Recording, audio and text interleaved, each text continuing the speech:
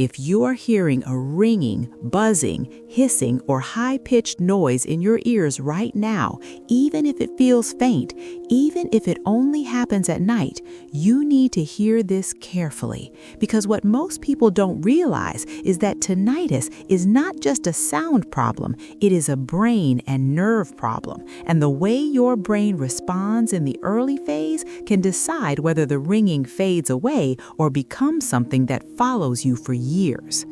Many people think tinnitus is harmless because it doesn't cause pain, but doctors warn that silence is exactly what allows it to take control. The brain learns patterns very fast, and when abnormal sound signals are repeated without correction, the brain starts treating them as normal, locking them in permanently.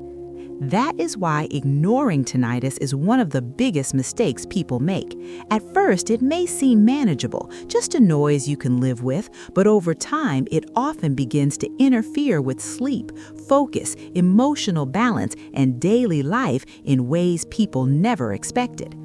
What's frightening is that tinnitus usually doesn't start suddenly or dramatically. It starts quietly, a light ringing when everything is silent, a buzzing when you lie down at night, a sound you can still distract yourself from. And because of that, people delay action. They tell themselves they'll deal with it later. But medical experts now explain that the early window is when the brain is still flexible and responsive.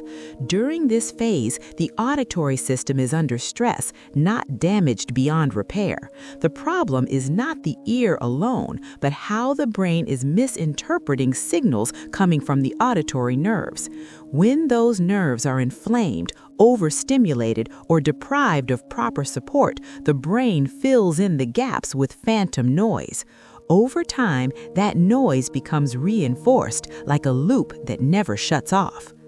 Many people try random solutions out of desperation. They turn on loud background sounds to mask the ringing. They sit in total silence, hoping it will fade. They try supplements that have nothing to do with auditory nerve health. These approaches don't solve the underlying issue, and in many cases, they train the brain to focus even more on the sound.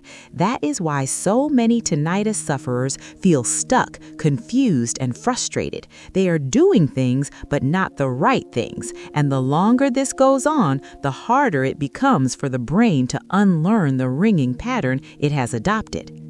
Recent medical insights suggest that supporting the auditory system is not about fighting the noise, but about calming the signals that create it.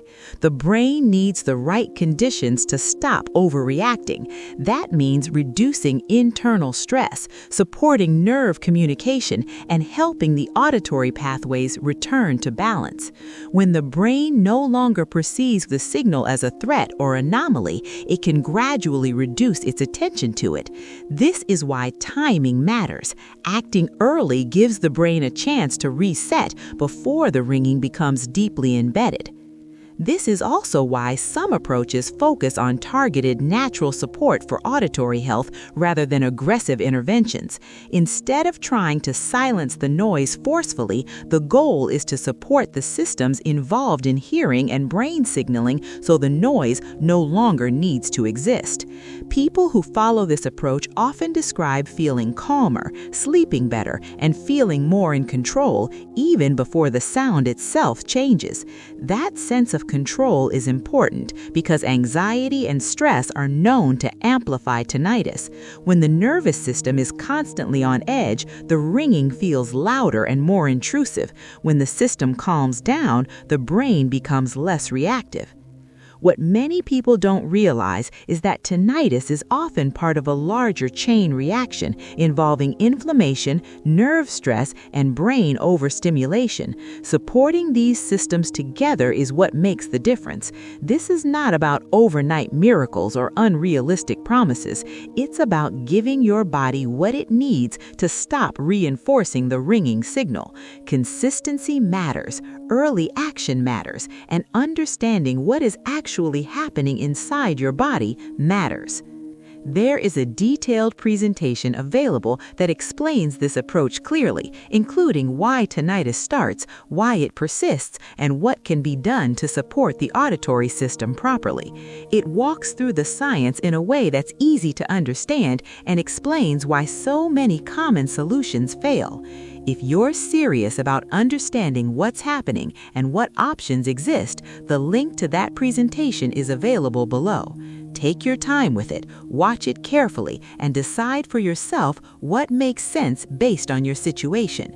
The most important thing to understand is this: tinnitus does not mean your situation is hopeless, but ignoring it, delaying action, or following random advice can allow it to become something much harder to reverse.